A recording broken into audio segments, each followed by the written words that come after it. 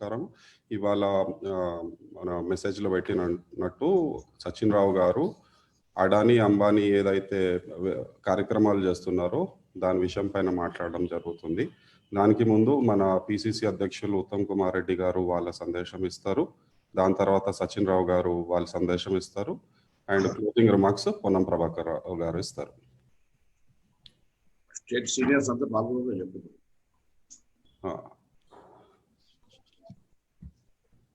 Okay, should I start, Deepak? Yes, sir, you can go ahead and start. Okay. Sachin Rao gar, namaskaram. I welcome Shri Sachin Rao ji, Member Congress Working Committee and AICC in charge, Training and Sandesh Magazine. Sachin Rao ji is an MBA in Corporate Strategy and International Business from Michigan Business School. And Rahul Gandhi గారు వారికి అత్యంత కీలకమైన బాధ్యతలు. He has assigned him the key responsibility of looking after training and Sandesh magazine for the Congress party.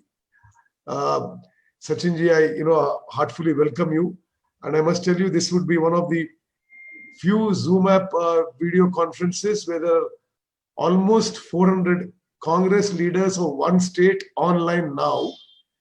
And my expectation is we will reach close to 500 in another 15-20 minutes. So substantial audience from across the Telangana, and you're also on Facebook Live. And I expect that your message will reach the nook and corner of Telangana, which is why my desire was that, my objective was that your message, which I thought should reach every Congress worker in Telangana. Now, Sachin Rao ji, with just your permission, I'll take 2 minutes for other issues because most of our senior leaders are online now. Mitulara, andarki namaskaram. Sachin Rao gari ee yokka presentation chala jagrataga gamaninchi మీ జిల్లాల్లో, మీ కాన్స్టిట్యున్సీలో, మీ మండలాల్లో, మీ గ్రామాల్లో ఇదే సందేశం మీరు తీసుకుపోవాలని చెప్పి నేను మిమ్మల్ని కోరుతున్నాను. అదే విధంగా రేపు ఎల్లుండి కార్యక్రమాల గురించి కూడా ఒక నిమిషం మాట్లాడతాను. నరేంద్ర మోదీ ప్రభుత్వం రైతులకు వ్యతిరేకంగా కొన్ని చట్టాలు తీసుకొచ్చిన మాట మీకు తెలుసు. అదేవిధంగా ఎసెన్షియల్ కమోడిటీస్ యాక్ట్ కూడా అమెండ్మెంట్ చేశారు. దీని ద్వారా రైతులు, సామాన్య ప్రజానీకం తీవ్రంగా ఇబ్బంది పడబోతున్నారు. మరి అదేవిధంగా పార్లమెంట్లో ప్రజాస్వామ్యాన్ని కూనీ చేసి నరేంద్ర మోదీ ప్రభుత్వం ఈ చట్టాలను తీసుకొచ్చింది.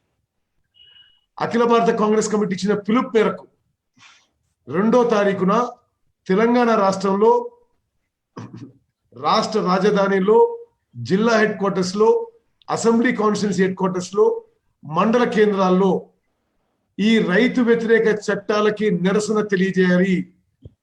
ఆ కన్సర్న్ మ్యాటర్, ఆ సబ్జెక్ట్ మొత్తం కూడా గాంధీ భవన్ పిఆర్ఓ హరిప్రసాద్ మీకు అందజేయడం జరిగింది. ఈ రాష్ట్రంలో ఉన్న సీనియర్ నాయకులు అందరం కూడా ఏదో ఒక చోట పాల్గొంటున్నాం. అదేవిధంగా మన నూతనంగా నియమించబడ్డ AICC incharge Manickam Tagore Lok Sabha MP garu వారు ఈ ప్రోగ్రామ్ లో పాల్గొంటారు. వారు ముందు ప్రకటించినట్టుగా మెదక్ బదులు సంగారెడ్డిలో ప్రోగ్రాం చేయడం జరుగుతుంది. మెదక్ పట్టణంలో కరోనా చాలా తీవ్రంగా ఉండి అక్కడ స్థానిక కాంగ్రెస్ నాయకులు సూచన మేరకు మరి మాణిక్ ఠాగూర్ గారిది 2వ తారీఖున మెదక్ నుంచి సంగారెడ్డికి షిఫ్ట్ చేయడం జరిగింది. అది కూడా మీరు అందరూ గమనించాలని చెప్పి మనం చేస్తున్నాను. ఈ ప్రోగ్రాంలో 2వ తారీఖు ప్రోగ్రాంలో ఏఐసిసి ఇన్ఛార్జ్ గారు, ఏఐసిసి కార్యదర్శులు, పిసిసిలో నాతో సహా కింది స్థాయి వరకు తెలంగాణ రాష్ట్రంలో ప్రతి నాయకుడు ఈ రైతు వ్యతిరేక చట్టాల్లో పాల్గొనాలని చెప్పి, రైతు వ్యతిరేక చట్టాలకు నిరసనలో 2వ తారీఖు పాల్గొనాలని చెప్పి మీకు సవినయంగా విజ్ఞప్తి చేస్తున్నాను. అదే విధంగా ఆ రోజు సంతకాల సేకరణ మొదలుపెట్టి ఈ చట్టాలకు వ్యతిరేకంగా మొత్తం దేశవ్యాప్తంగా మరి నెల చివరి వరకు 2 కోట్ల సంతకాలు సేకరించి భారత రాష్ట్రపతికి మన ప్రియతమ నాయకురాలు సోనియా గాంధీ గారి నాయకత్వంలో ఆ సంతకాలు 2 కోట్ల సంతకాలు ఈ చట్టాలకు వ్యతిరేకంగా ఇవ్వబడునని చెప్పి మీకు మనవి చేస్తూ, మరి ఈ యొక్క సచిన్ రావు గారి ప్రెజెంటేషన్ ని మీరు చాలా జాగ్రత్తగా వీక్షించాలని చెప్పి ప్రతి ఒక్కరిని నేను మనవి చేస్తూ, ఈ ప్రెజెంటేషన్ హార్డ్ కాపీస్ కూడా నేను తర్వాత ముఖ్యులకు పంపిస్తాను. మీ జిల్లాల్లో, మీ అసెంబ్లీ కాన్స్టిట్యున్సీస్ లో, మీ మండలాల్లో ఇది ప్రతి ఒక్కరికి చేరాలని కోరుకుంటూ, Sachin Rao ji, now we have reached approximately 450 participants in this Zoom app video conference, and I'm quite sure we will reach 500, which is the upper limit for this video conference, in another 10 to 15 minutes. I welcome you and request you to commence the presentation. Thank you very much, Uttam Reddy Garu. Your inspiration, your leadership is something that I think is extremely powerful, that's giving strong direction to your organization. And in the last several months, the work that we've been doing together to try to spread training, it's been a joy working with you and your team. Ponnam Prabhakar ji, my brother, who's in charge of training and I'm working closely with, and of course, all the leaders of Telangana and all the workers of Telangana, hopefully, who are watching this. I'm deeply grateful for this opportunity to share some of my thoughts with you. So, आज का मैं प्रस्तुत थोड़ा सा मैं पृष्ठभूमि मैं I will speak in both English and Hindi, so मैं दोनों हिंदी इंग्लिश में बोलने का प्रयास करूंगा. Can I request you to be Hindi only, because okay, no problem, almost everybody knows Hindi. सिर्फ हिंदी में बोलता हूं मैं. Okay. तो मेरे लिए बहुत सौभाग्य की बात है कि तेलंगाना प्रदेश, जिसमें मेरा बहुत करीबी रिश्ता है, हालांकि मैं तेलंगाना आंध्रा का नहीं हूं, मैं कर्नाटक का रहा हूं, लेकिन मैं समझता हूँ मेरा जो राजनीतिक जन्म हुआ है, राजनीतिक समझ की मेरी जन्म हुई है, वो आपके जो महिला गुट थे, जो जिनको वेलुगु के नाम से जाना जाता था एक जमाने में. मैंने 1 साल करीबन तेलंगाना आंध्रा के हर डिस्ट्रिक्ट में घूम के वेलुगु ग्रुप्स के बीच में, महिलाओं के बीच में रहकर उनकी बातें, उनके जीवन कहानियों को समझा, और उसी ने मेरे राजनीतिक और सामाजिक सफर को शुरुआत वहीं से हुई है. तो मेरा एक बड़ा ऋण, I owe a big debt to Telangana and Andhra, I always feel in these states. तो मैं एक ऋणी छोटे भाई के रूप से आपके सामने उपस्थित हूँ. हाल मैं कांग्रेस कार्यकर्ता जरूर हूँ और कांग्रेस का ट्रेनिंग इंचार्ज जरूर हूँ, लेकिन जब भी आपके बीच में आता हूँ तो मुझे हमेशा वो दिन याद आते हैं, और एक खास रिश्ते के साथ मैं आपके बीच में आता हूँ. मैं थोड़ा 2 मिनट लेकर हमारी ट्रेनिंग का काम के बारे में बताना चाहूँगा कि कांग्रेस अध्यक्षा ने जब भी मुझे ट्रेनिंग की जिम्मेवारी सौंपी, तो उन्होंने ये आदेश दिया कि ट्रेनिंग बड़े बड़े शिविरों तक ना रुककर एक निरंतर प्रक्रिया, जिसमें हम कार्यकर्ताओं तक आज के प्रासंगिक मुद्दों के ऊपर बात कार्यकर्ताओं तक ले जाए. तो हमारा यही प्रयास रहा है, और हमने पिछले कुछ महीनों में अलग अलग मुद्दों पे ऐसे 1 घंटे के चर्चे के लायक प्रासंगिक जो करंट इश्यूज है, उनके ऊपर प्रेजेंटेशंस, कार्यकर्ता के लायक प्रेजेंटेशंस बनाने का प्रयास किया है. हमने पहले कोरोना, कैसे मोदी सरकार ने कोरोना लाया, उसके ऊपर हमने दिया. उसके ऊपर फिर चाइना बॉर्डर के ऊपर सिचुएशन कैसे इस सरकार के फेलियर्स की वजह से हुआ है, वो मैंने दिया. उसके बाद फिर ये फिलहाल ये जो हम आज मैं आपको दिखाऊंगा कि कैसे हमारी जड़ों से उखाड़ कर इस देश को बेचा जा रहा है, उसके समझ के लिए हमने कंटेंट बनाया. देखिए, ये सारे जो कंटेंट है, ये सारे जो हमारा मटेरियल है, हमारा लक्ष्य ये है कि कार्यकर्ता को सिर्फ इश्यू ही नहीं, उसके पीछे की राजनीति भी समझ में आए. कार्यकर्ता को समझना जरूरी है कि सामने वाला जो क्या कर रहा है और क्यों कर रहा है, ताकि वो सही रूप से उसके बारे में जवाब दे सके और मुकाबला कर सके. तो ये हमारा लक्ष्य है. और तेलंगाना में हमने ट्रेनिंग कोऑर्डिनेटर्स का एक ग्रुप भी बनाया है, जो आप हर डिस्ट्रिक्ट प्रेसिडेंट के साथ जुड़कर, लोकल लीडर्स के साथ जुड़कर ये ट्रेनिंग कार्यक्रम जूम और इन पर्सन लोकली आयोजित करने का प्रयास कर रहे हैं. और मेरा विनम्र निवेदन रहेगा कि आप पूरा सहयोग इनका दें, और अगर इनसे कुछ कमी होती है, या आप कार्यक्रम में कुछ सुधार चाहते हो, या और कोई मुद्दे पे आप टॉपिक्स पे प्रेजेंटेशन चाहते हो, तो मेरा अनुरोध है कि आप पन्नम प्रभाकर जी या मुझे सीधे बता दीजिए. हमारा लक्ष्य है कि हम साथ मिलकर ये सेवा कांग्रेस पार्टी को दें.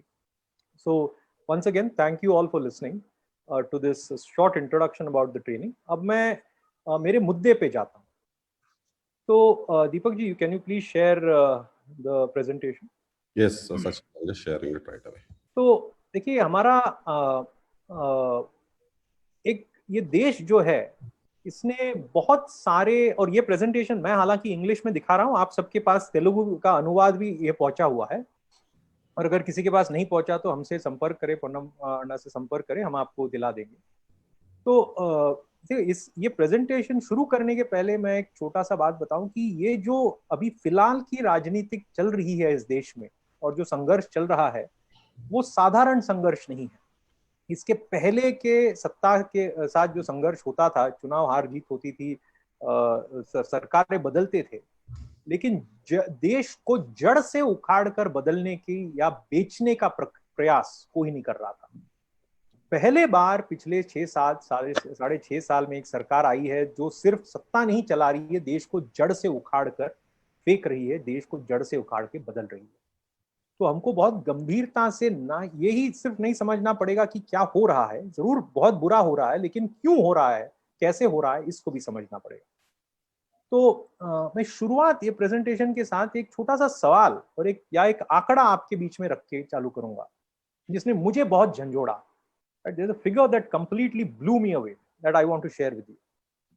पिछले 2014 में मोदी जी सरकार बनाने से अब तक गौतम अडानी का संपत्ति वेल्थ पर डे एक दिन में कितना उसमें कितना इंक्रीज हुआ होगा? Can you take a guess in your mind?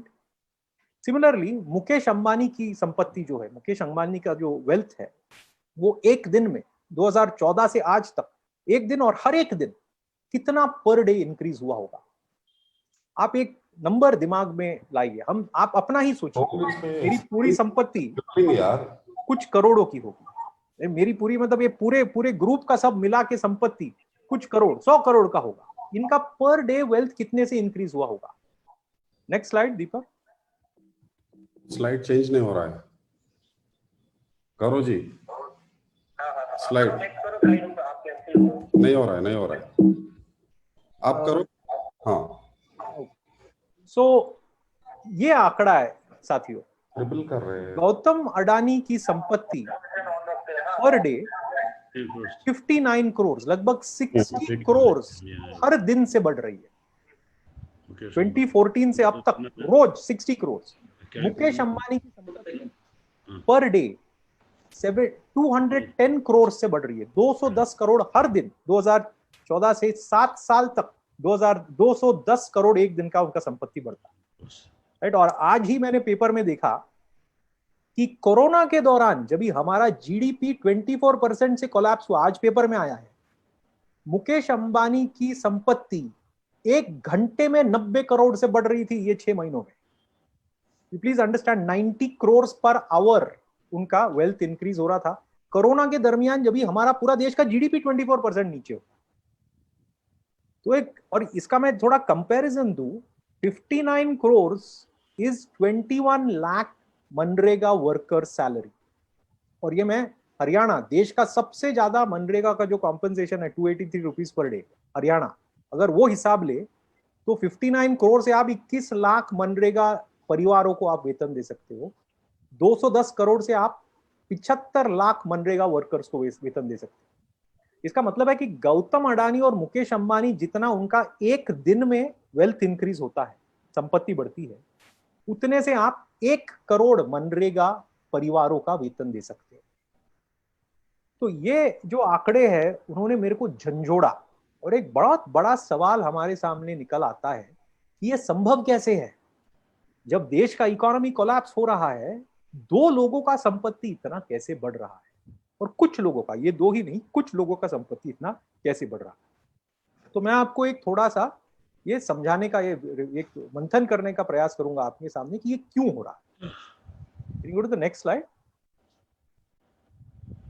तो इसका जड़ समझना है तो हमको एक चीज समझना होगा कि हम एक बार फिर से हमें गुलाम बनाया जा रहा है। एक जमाने में एक कंपनी, एक ईस्ट इंडिया कंपनी ने आके हमको गुलाम बनाया था और देश को पूरे रूप से चूसा था, राइट? वैसा ही एग्जैक्टली सेम रूट से, इनके गोरे चमड़े नहीं है, लेकिन इनका रीति रिवाज, नियति वही एग्जैक्टली वही है। इनको हम वेस्ट इंडिया कंपनी कह सकते हैं, और वो वही काम कर रहे हैं जो अंग्रेज, जिनको हमने 70 साल पहले भगाया, वो अंग्रेज जो करके गए वही काम ये वेस्ट इंडिया कंपनी, जो ईस्ट इंडिया कंपनी कर रही थी, वही काम ये वेस्ट इंडिया कंपनी कर रही है और इसीलिए ये नतीजा पहुंच रहा है। और ये मैं प्रेजेंटेशन में आपको समझाने का प्रयास करूंगा कि कैसे ये waste India company, east India company दोनों एक जैसे काम कर रहे हैं। Can you go to the next slide? Deepak ji, is someone not muted in the background? There's some noise. Sachin ji, that is Bosraju ji. I'm just going Okay. to. I'm Okay, just. no problem. I'll just mute him. No problem. Yeah, please go ahead. तो ये जो दोनों east India company, waste India company शुरुआत करते हैं कि वो आए कैसे हमारे राजधानी तक। हाँ, तो ईस्ट इंडिया कंपनी इंग्लैंड से लेकर सूरत आई, राइट, जहाजों से, शिप्स में। शिप्स का फंडिंग किसने किया? उनके बड़े बड़े फंडर्स जो इंग्लैंड में बैठे थे और इंग्लैंड के राजा महाराजों ने उनको फंड करके सूरत तक भेजा। ये जो वेस्ट इंडिया कंपनी आई वो कैसे आई? अहमदाबाद से दिल्ली तक आई। उनका फंडिंग किसने किया? ये जो पिक्चर मैं आपको दिखा रहा हूं वेस्ट इंडिया कंपनी के नीचे जो प्लेन में मोदी जी चढ़ रहे हैं, वो उसी दिन का है, 2014 को, जब ये चुनाव जीते। और अहमदाबाद में ये एक कंपनी के प्लेन में बैठकर, जैसे ईस्ट इंडिया कंपनी वाले स्पॉन्सर्ड शिप में बैठकर इंडिया है, ऐसा ही मोदी जी एक स्पॉन्सर्ड प्लेन में बैठ के अहमदाबाद से न्यू दिल्ली आए। Next slide.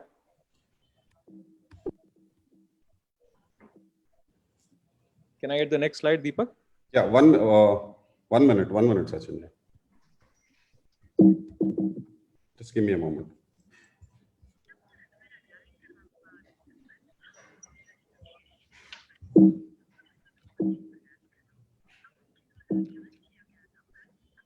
Deepak, you'll have to alt tab, go to the PowerPoint slideshow and then do the next slide. Don't do it while you're on Zoom. Okay. He's doing it, Sachin ji. One moment. Yeah. तो दोनों अपने sponsors के जहाजों में आए, उसके बाद दोनों ने जुमला बेचा।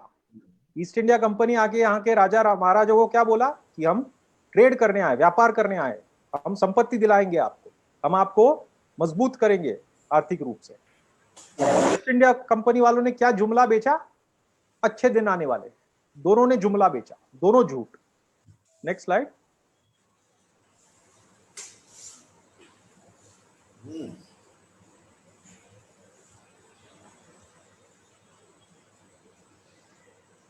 You want me to run the slides, Deepak? I can do it on my computer. Okay.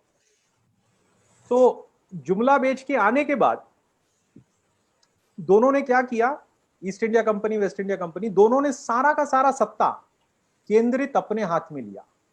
East India company का आप देख सकते हो कि राजा महाराजा जितने भी लोग थे उनके सामने साष्टांग, किसी को खड़ा रहने नहीं दिया। ऐसा ही ये मोदी सरकार ने क्या किया, आपको मैंने 3 चित्र यहाँ पे दिखाए। पहला, इन्हीं के एमपीज इनके सामने क्लासरूम में टीचर की तरह जो स्टूडेंट्स खड़े रहते हैं, ऐसे खड़े रहकर जवाब देते, अपना कोई अस्तित्व नहीं है। पार्लियामेंट में मोदी जी है और कोई नहीं है।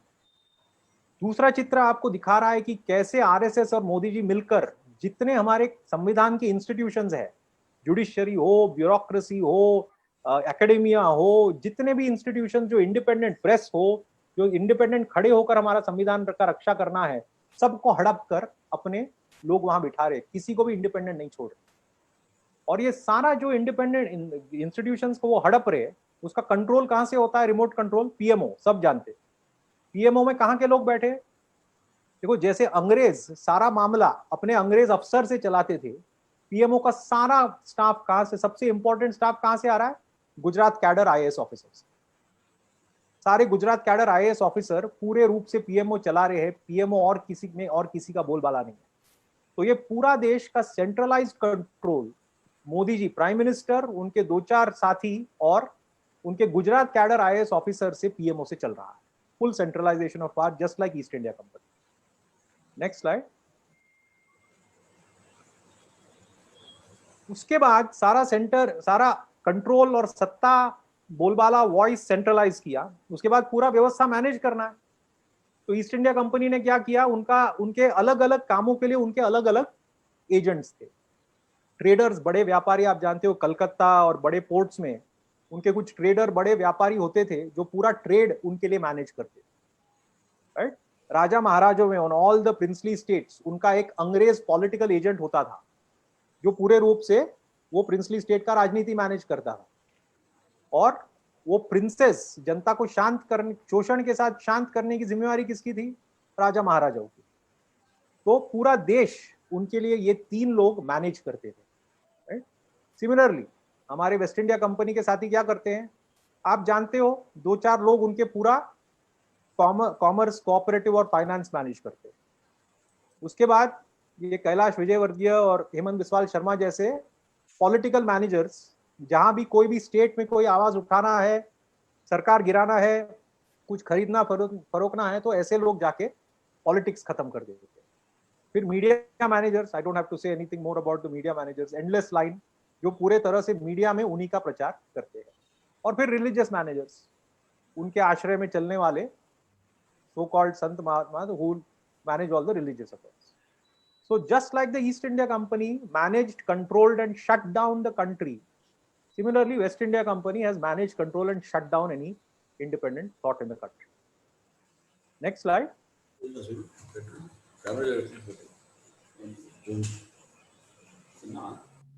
उसके बाद जिसने भी आवाज उठाया उसको कुचल के मार डालना, उसको कुचल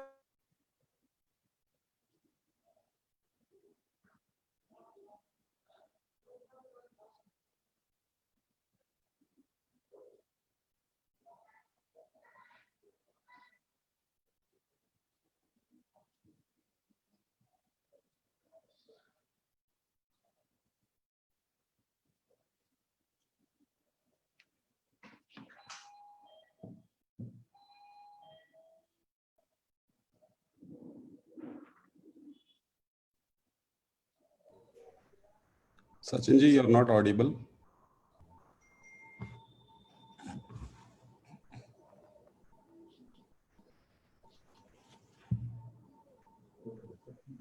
Sorry, I dropped for a second. I'm sorry about that. You can hear me, Deepak?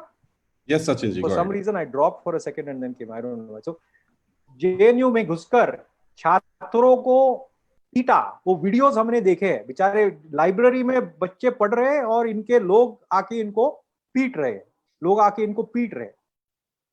मंत्री चिदम्बरम जी जैसे मंत्री को जेल में डालने का ये करने का साजिश करना, और ईडी और सीबीआई अभी इनके जेब में, और ये जिनको टेरराइज करना है टेरराइज करते हैं, राइट? बेसिकली जो भी उनके खिलाफ आवाज उठाते हैं सबको मुंह बंद करना, सबको हटा देना, क्रशिंग ऑल डिसेंट, ये भी बिल्कुल अंग्रेजों की तरह। Next slide.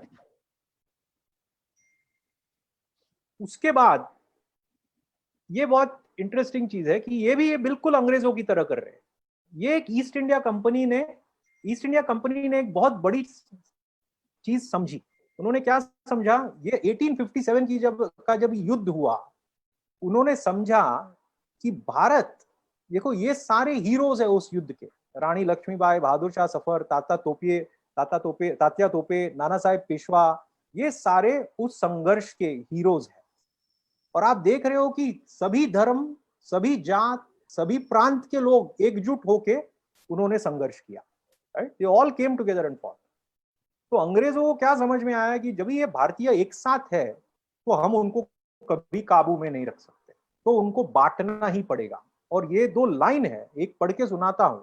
The existence by side of hostile creeds is one of the strongest points of our political position in India. यानी कि भारत में राजनीतिक रूप से मजबूत रहना है तो कौमों को लड़वा के हमारी मजबूती हो सकती है, राइट? और ये लॉर्ड इल्फिंस्टोन ने लिटरली लिखा है, divide and rule. Roman empire भी ऐसा ही चला, हम भी इस देश को ऐसा ही चलाएंगे। तो उनके जितने भी पॉलिसी के रूप से चीज निकलते थे, बंगाल का पार्टीशन, सेपरेट इलेक्टोरेट वगैरह वगैरह, वो सिर्फ एक ही एजेंडा, किसी के हित में कुछ नहीं होता था। एजेंडा एक मात्र होता था कि कौमों के बीच में झगड़ा फैलाओ, कौमों को एक दूसरे के प्रति नफरत उनके दिल में बसाओ, और जब भी वो बटे हैं हम जो मर्जी कर सकते हैं। ये अंग्रेजों का रीत था। Next slide. और ये इस सरकार का भी यही रीत है।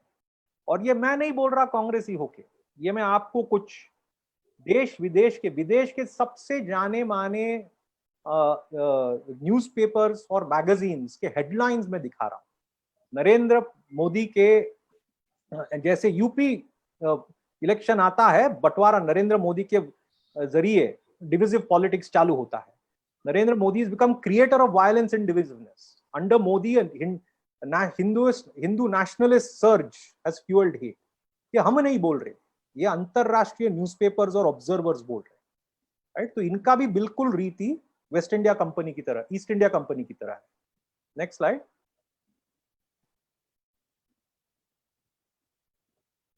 नाउ एक बार लोगों को झगड़ा करवा के इन्होंने बांट दिया, तो फिर इनका इकोनॉमिक एजेंडा चालू होता है. सत्ता कंट्रोल कर दिया, सारे ऑपोजिशन को खत्म कर दिया और लोगों को बांट दिया. अभी देश किसी हालत में नहीं है अपोज करने के लिए, तो फिर इनका इकोनॉमिक पोजीशन चालू हो जाता है. इकोनॉमिक पोजीशन, इकोनॉमिक एक्टिविटी चालू होता है. वो कैसे? सबसे पहले गरीबों को, जहां जहां बसे हैं गरीब, जहां गरीब अपना रोजी रोटी कमाता है, छोटा उद्योग व्यापारी किसान अपना रोजी रोटी कमाता है, वहां से उनको हटाने का काम अंग्रेजों ने किया. कैसे? अंग्रेजों के 3 स्ट्रैटेजी होते थे. सबसे पहले भारत में जो भी बनता था, हमारे कपड़े से लेकर हमारा कॉटन से लेकर हमारा छोटा उद्योग में जो कारखाने में बनता था, उसके ऊपर जबरदस्त टैक्स डालना, राइट. और बड़े बड़े उद्योग, बाहर के अंग्रेजों के उद्योगों से टैक्स रिहा देना, ये उनका पहला ट्रिक था. दूसरा कि ऐसे पॉलिसी बनाते थे जिसे छोटे मालिक, छोटे उद्योग, छोटे किसान, मजदूर, हैंडीक्राफ्ट्स ये टिक ही नहीं सकते, वो छोड़ के उनको जाना मजबूरी बन जाता था, राइट. ऐसे पॉलिसी बनाना जिससे उन बेचारों को छोड़ के जाना ही पड़ता. और तीसरा, फिर वो खाली मैदान में पूरा मोनोपोली, सर्व पूरा वर्चस्व हमारे अपने कुछ साथियों को देना, ये अंग्रेजों का रीति रिवाज था, राइट. Next slide. और हमारे आज के कॉलोनाइजर्स, वेस्ट इंडिया कंपनी भी बिल्कुल यही अपना रहे. अब देखिए, पहला अंग्रेजों का टैक्स था, इनका भी ऐसा जीएसटी लागू कर दिया जो छोटे उद्योग के बिल्कुल विपरीत है, उनके कभी पल्ले नहीं पड़ सकता, और जिसके चलते छोटे उद्योग देश भर में बंद हो रहे हैं, राइट. दूसरा कदम क्या? ऐसा वातावरण तैयार करो कि छोटे उद्योग व्यापारी, किसान, वो श्रमिक मजदूर, दिहाड़ी, ये अनऑर्गेनाइज सेक्टर को टिकने का कोई चांस ही नहीं. और उनका सारे पॉलिसीज को हमको ऐसा समझना पड़ेगा, राइट. डिमोनेटाइजेशन में वो क्या करना चाह रहे थे? Cashless economy. कैशलेस इकोनॉमी यानी सबसे बड़ा वार किस पे? जो बेचारा रोज सब्जी खरीद के बेचता है, वो क्या क्रेडिट कार्ड एक्सेप्ट करेगा? किसान क्या पेटीएम से अपना कैश लेगा? ऐसा नहीं हो सकता, राइट. तो ये डिमोनेटाइजेशन और कैशलेस इकोनॉमी सीधे सीधे असंगठित और छोटे व्यापारियों पर वार. जीएसटी जैसे हमने कहा, छोटे व्यापारियों पे वार. लॉकडाउन, 4 घंटे के नोटिस में आपने सारे कारखाने बंद कर दिए, 8 हफ्ते के लिए 4 घंटे के नोटिस में. अब आप एक समझिए, जो बड़ा उद्योगपति है, जिसके पास वर्किंग कैपिटल है, बैंक में बैलेंस है, वो 8 हफ्ता टिक पाएगा. 8 हफ्ते में मरने वाला कौन है? छोटा व्यापारी, छोटा उद्योगपति, जिसके पास इतना साइकिल नहीं है कि वो 8 हफ्ता बच सके. लेकिन उनके बारे में कोई ख्याल नहीं. 4 घंटे में वो बड़ा भाषण करके उन्होंने बंद कर दिया. और आखिर में जो फार्म बिल है, जिसके अगेंस्ट हम प्रोटेस्ट कर रहे हैं, उसको भी ऐसा ही समझना होगा. जब आप एमएसपी हटाते हो, जब आप मंडी बंद करते हो, जब आप स्टॉक लिमिट्स हटाते हो, आप किसको साफ कर रहे हो? छोटा किसान को साफ कर रहे हो, जिसको अभी एमएसपी की सुरक्षा नहीं है. मंडी छोटा किसान जाता है जिसको अभी वो सुरक्षा नहीं है. अभी व्यापार और स्टोरेज लिमिट्स हटा दिया, यानी इंपोर्ट करके अभी बड़े बड़े कंपनियां इतना वहां पे सामान डाल सकते हैं कि लोकल आड़तिया को भी वो खत्म कर सकते हैं. तो ये पूरा व्यवस्था छोटा व्यापारी, छोटा दुकानदार, छोटा किसान, मजदूर को खत्म करके केवल बड़े उद्योगपति के लिए पूरा जमीन साफ करने का प्रक्रिया. एंड आखिर में जितना प्राइवेटाइज होता भी है, वो अजीब चीज है कि 2-3 ही कंपनियां सब ले लेती है. 6 एयरपोर्ट्स प्राइवेटाइज हो जाते हैं, एक ही कंपनी को मिल जाता है.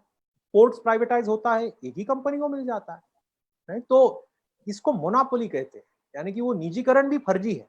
निजीकरण में भी कोई कंपटीशन नहीं है. ये कोई नहीं देख रहा कि सबसे बेहतर फायदा देश का कैसा होगा. सिर्फ कुछ लोगों को सारा संपत्ति दिया जा रहा है. Next slide. फिर पूरा जमीन साफ करने के बाद फिर अंग्रेजों ने चूसने का, भारत से चूस के लंदन ले जाने का प्रक्रिया चालू की, राइट। और ये उनके शब्द है, वो कैसे सोचते थे, भारत को एक नदी के तरह सोचते थे और अपने आप को एक स्पंज, तो स्पंज को गंगा में डालकर सारा खींचकर, गंगा, कावेरी, ब्रह्मपुत्रा, गोदावरी में डालकर उसका सारा पानी खींचकर जाके लंदन के ऊपर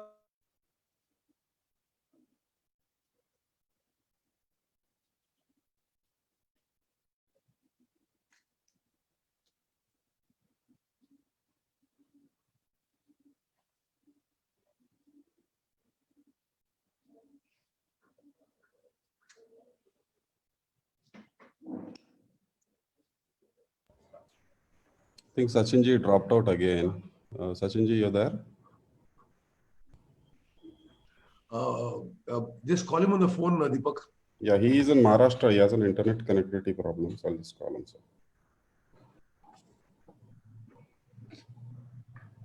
Sorry, I apologize. I got dropped out again. So, can you give me the next slide?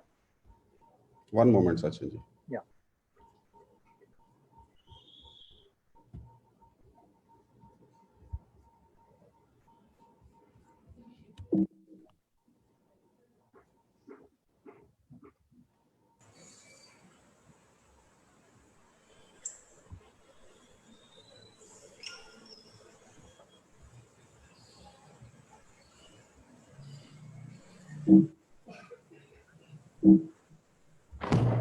Next slide, Karna, please.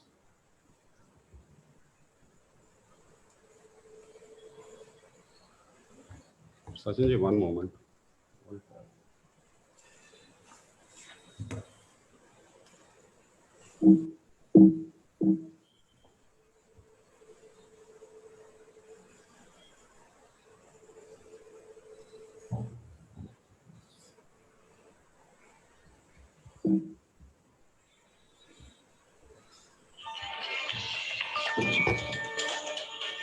Hello. Hello.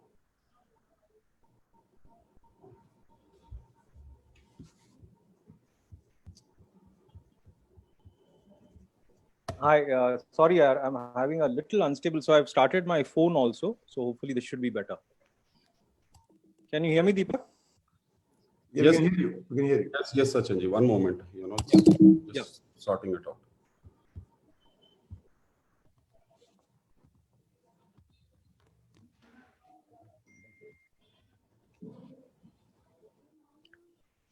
Right. So waste India company का भी पॉलिसी बिल्कुल ये ईस्ट इंडिया कंपनी की तरह है।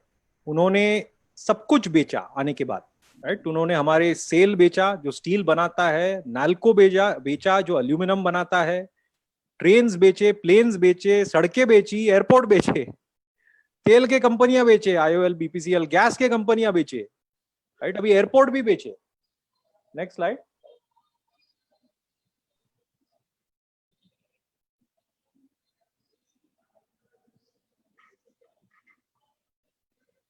Telecom बेचा, BSNL, right, घाटे में बेचा, मुफ्त में दिया लोगों को, बैंकिंग और इंश्योरेंस बेचा, सीमेंट बेचा, फार्मास्यूटिकल बेचा, यहां तक कि वही फार्मास्यूटिकल कंपनी जिसमें ये कोरोना के दवाई बनने हैं वो उसका भी प्राइवेटाइजेशन प्लान है, राइट। पर्यावरण बेचा, ऐसे नियम बना दिए कि अभी बिल्डर्स को और माइनर्स को कोई क्लियरेंस की जरूरत नहीं पड़ेगी।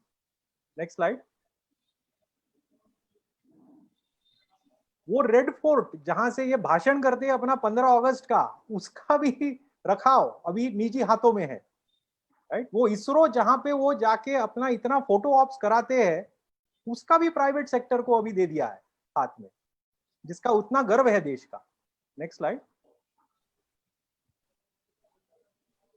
जहां से वो चाय जिनको वो जितना उनको प्राइड है कि मैं स्टेशन पे चाय बेचता था, और अच्छी बात है ना, सभी लोगों को इस देश में उतना ही सम्मान है, उतना ही मौका मिलना चाहिए। और जो ट्रेन स्टेशन के ऊपर चाय बेचने का उनको इतना गर्व है, वो ट्रेन स्टेशन का भी निजीकरण कर रहे हैं निकाल के। Next slide. ये कुल मिला के प्राइवेटाइजेशन से उनको लगभग 5 लाख करोड़ कमाया है और कमाने वाला। ये सरकार। And let me give you some idea, ये 5 लाख करोड़ होता कितना है। अगेन मनरेगा के हिसाब से ये पूरे देश के मनरेगा को 7 साल तक चला सकता है 5 लाख करोड़। हमारे पूरे देश के शिक्षा व्यवस्था का जो बजट है केजी से पीजी, वो 5 साल इससे चल सकता है, ये इतना पैसा है। Next slide.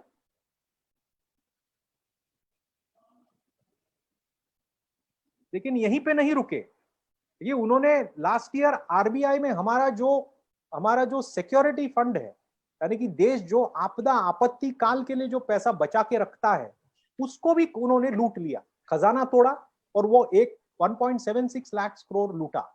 और ये लूट से उन्हीं के उर्जित पटेल, मोदी जी ने अपॉइंट किया हुआ आरबीआई गवर्नर है, और उर्जित पटेल को इतनी शर्मिंदगी आई कि उन्होंने इस्तीफा दे दिया। उन्होंने बोला साहब हम रहते हुए ये अपन नहीं कर सकते, क्योंकि ये हमारा कर्तव्य का पालन नहीं होगा अगर हमने आपको ये पैसा लेने दिया। ये पैसा आपत्ति काल के, देश के आपत्ति काल के लिए है, और उसको भी उन्होंने लूट लिया। और इतनी शर्मिंदगी उन्होंने अपॉइंट किया हुआ आरबीआई गवर्नर को हुआ कि उस बेचारे ने इस्तीफा दे दी, उन्होंने इस्तीफा दी। Next slide. पेट्रोल डीजल जिसके ऊपर हम सड़कों पे उतरे, आप सब सड़कों पे उतरे, उसका भी याद रखना 17 लाख करोड़ इन्होंने टैक्सेस से वसूला है। ये आप सबको पता है कि मनमोहन सिंह जी ने जब अंतरराष्ट्रीय दाम एकदम चरम पे था, लोगों को कम कीमत में पेट्रोल डीजल देने का प्रयास किया, और जब दाम गिरा, मोदी जी ने दाम घटाने के बजाय देश को चूसने का काम किया। 17 लाख करोड़ इन्होंने इस टैक्सेस से लिया है। Next slide.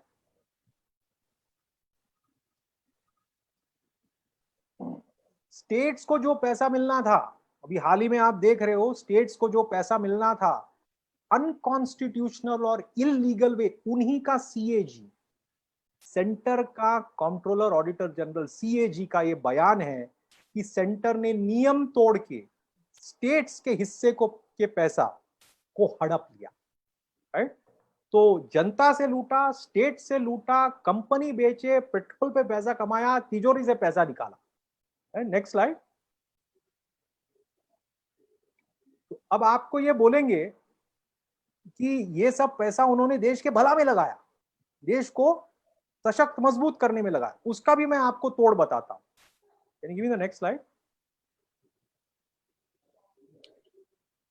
ये देश की अर्थव्यवस्था की हालत है। इतना पैसे के साथ अगर आपने देश के अर्थव्यवस्था को मजबूत करने का काम किया होता तो अर्थव्यवस्था थोड़ी तो बढ़ती। तो अर्थव्यवस्था कोरोना में तो 24% गिरी, ये हम सबको पता है। और सबसे पहले एक चीज मैं याद दिला दूं, 24% किसी भी देश, आपने अभिजीत बैनर्जी का आपने बयान पढ़ा, किसी भी देश का और कोई देश का 24% से अर्थव्यवस्था नहीं गिरा है। ये सिर्फ भारत का गिरा है, और सिर्फ इस गवर्नमेंट के मिसमैनेजमेंट की वजह से। दूसरा बात मैं ये स्पष्ट करूं कि ये जो कर्व आप देख रहे हो, ये कोरोना के पहले का टाइम, ये अर्थव्यवस्था पिछले 2 साल से ही खत्म होना चालू हुआ था। ये सिर्फ कोरोना का मार नहीं। सो इन्होंने इतना जो पैसा लूटा उसको अर्थव्यवस्था मजबूत करने में नहीं लगाया। दूसरा किस पे नहीं लगाया, ये हमारे रूपी का दाम, डॉलर का रेट है ना, तो ये बढ़ रहा है, यानी कि रूपी घट रहा है। इन्होंने रूपी को भी मजबूत नहीं किया, इन्होंने अर्थव्यवस्था को मजबूत नहीं किया, इन्होंने रूपी को मजबूत नहीं किया, दोनों को कमजोर और खत्म होने दिया। Next slide. कुछ इनके भक्त बोलते हैं कि इन्होंने कर्जा कम करने पे इसको पैसा लगाया। ये भी मैं आपको आंकड़ा बता रहा हूं, ये जो आपको इंक्रीजिंग स्टेप लैडर दिख रहा है वो हमारे देश का कर्जा है। हमारे ऊपर का कर्जा बढ़ाया है इन्होंने, दुगना किया हुआ है ऑलरेडी। राइट? ये जब तक ये निकलेंगे, ये हम पर जो कर्जा छोड़ के जाएंगे, it is going to become twice, projected 3.2 trillion. और मैं आपको पर पर्सन आंकड़ा दिखा दूं, अगर मोदी जी 10 साल राज करते हैं,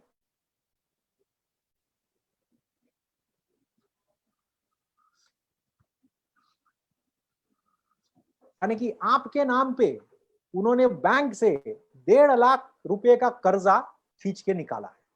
ये मोदी जी ने आप हमारे अर्थव्यवस्था के साथ किया। तो ना ही पूरा पैसा लूटा, कर्जा भी लिया है। Next slide. और ये खास करके स्टेट्स के लिए बड़ा मुद्दा है कि अभी स्टेट्स के पास लोकल फंडिंग के लिए कोई पैसा नहीं बचने वाला है। और ये स्टेट के आपके टीआरएस का मिसमैनेजमेंट तो है ही, लेकिन ऊपर मोदी जी भी जीएसटी हड़प के बैठ रखे, राइट। और इतना सारा पैसा के साथ किया क्या, जैसे अंग्रेज ये स्पंज लेकर यहां से उठाकर पानी वहां डालते थे, मोदी जी भी सब पानी यहां से उठाकर कहां डाल रहे हैं, कुछ अपने उद्योगपतियों के बीच में। और उनका 3 रास्ता है। सबसे पहला, सस्ता कर्जा देना। ये राहुल जी ने भी बयान दिए हैं, राइट, कितने 1000 करोड़, लाख करोड़ सस्ता बयान, अनरीजनेबल लोन्स टू गिव। फिर दूसरा, बाकी सब लोगों को 5 लेवल का जीएसटी और ये सारे पूंजीपतियों को टैक्स का ब्रेक, राइट। और तीसरा, जब ये कंपनियां डूबने लगती है, वो जो कर्जा लिया है उसको राइट ऑफ भी करो। तो इसके जरिए पूरा संपत्ति जो देश से लूटा है वो कुछ चंद हाथों पे पहुंचाने का काम ये कर रहे हैं। Next slide.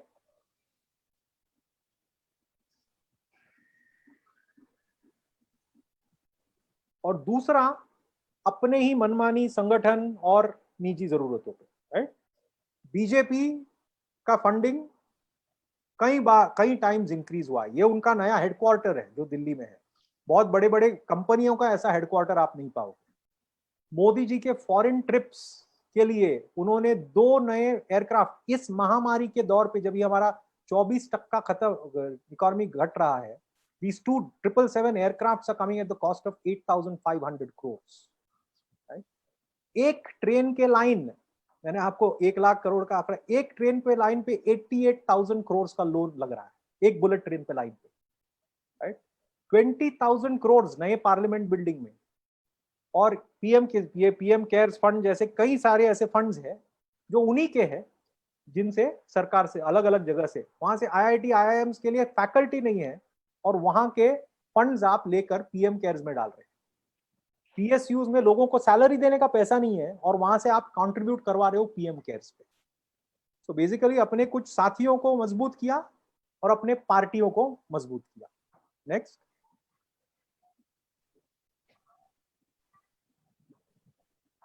और इसका नतीजा कुल मिला के क्या होगा, ये कोई भी अभी बता सकता है कि अंग्रेजों के जमाने में ऐसे हम कहानियां सुनते थे कि वो राजा महाराजा है, उनको सोने के थाली पे खाते थे, उनके लिए खाना यहाँ से आता था, वो उसका सारी जो है करोड़ों का था।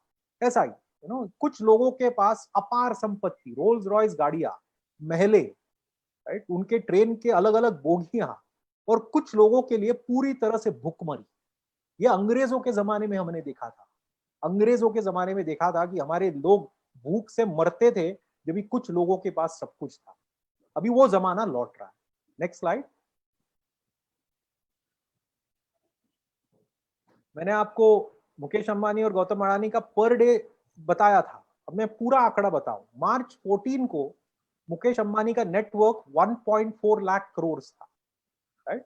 आज 6 लाख करोड़ है, 4 गुना बढ़ा। अडानी जी का 22,000 करोड़ टू 1.2 लाख करोड़, 6 टाइम्स बढ़ा है। आज के दिन में, ये पिछले साल का रिपोर्ट है, 1%, भारत का सबसे 1% जो लोग हैं उनके पास भारत के सबसे गरीब 70% से 4 गुना ज्यादा पैसा है। और ये बिल्कुल आपको हिलाने वाला आंकड़ा है, मुझे तो हिला दिया इस आंकड़े ने, कि 63 इंडियन बिलियनर्स, 63 लोगों के पास पूरा देश का जो 1 साल का बजट जो निर्मला सीतारामन जी देती है उतना पैसा 63 लोगों के पास है। ये एक तरफ महा वेल्थ, मतलब हमारे कल्पना के परे धन दौलत, और दूसरे तरफ अभी हम India ranks below Pakistan and Sri Lanka in global hunger, यानी भुखमरी में अभी हमारा नंबर पाकिस्तान और श्रीलंका से भी पीछे गया है। 28% इस दुनिया का गरीब भुखमरी हमारे देश में है।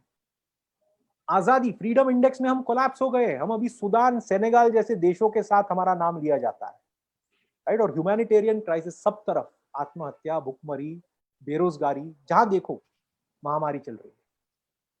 Next slide. बिल्कुल अंग्रेज, मेरा बेसिक कहना यह है कि जो अंग्रेजों ने हासिल किया वही ये सरकार ने 6 साल में हासिल किया है। और ये इंडिग्निटी के मैं 2 चीजें बता दूं। दूसरा, बाहर निकलने का भी गरीबी से कोई रास्ता नहीं। कि निजीकरण से जितने एम्प्लॉयमेंट के एवेन्यूज है वो सारे खत्म हो रहे हैं। और ये जो ट्रेन टिकट है, ये ट्रेन का प्लेटफॉर्म टिकट, छोटा सा उदाहरण है लेकिन वेरी पावरफुल। जो 2-3 रुपया देकर 3 रुपए में एक व्यक्ति रेलवे प्लेटफॉर्म में जा सकता था, आज के दिन में वही रेलवे स्टेशन के ऊपर जाने में उसको 50 रुपया देना पड़ता है। यानी कि एक रेलवे स्टेशन के ऊपर गरीब व्यक्ति को जाने का अभी अधिकार भी नहीं रहेगा। और जैसे रेलवे से हम साफ हो रहे हैं, वैसे देश भर से साफ करने का काम ये सरकार कर रही है। This is the basic message I want to share with. Right, next slide. और इसका अंतरराष्ट्रीय परिणाम भी है। हमको ये नहीं सोचना चाहिए कि ये ऑफ कोर्स एक मानवीय आपदा है, जो मतलब दिल चीर के दुखी करने वाला आपदा है, लेकिन इसका अंतरराष्ट्रीय परिणाम भी है।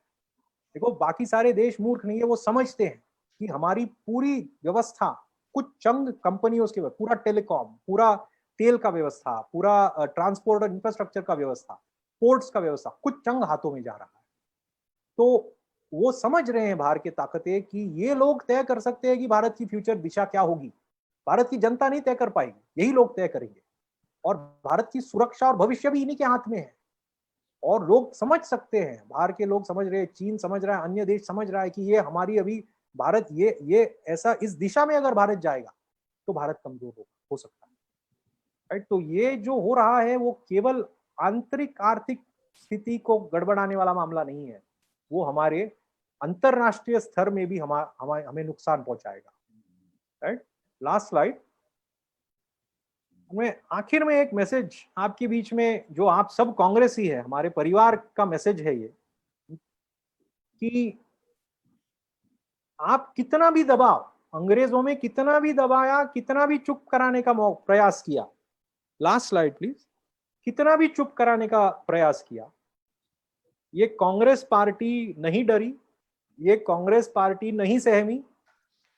हम निर्भय होके हमारे नेताओं के साथ, हमारे कार्यकर्ता, हमारे जमीन तक कार्यकर्ता ने अंग्रेजों का खिलाफ किया और उनको इस देश से भगाया।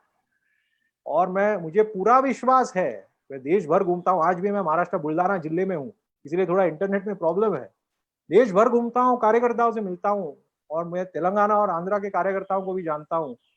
मजबूत है, निर्भय है, हम किसी से नहीं डरते।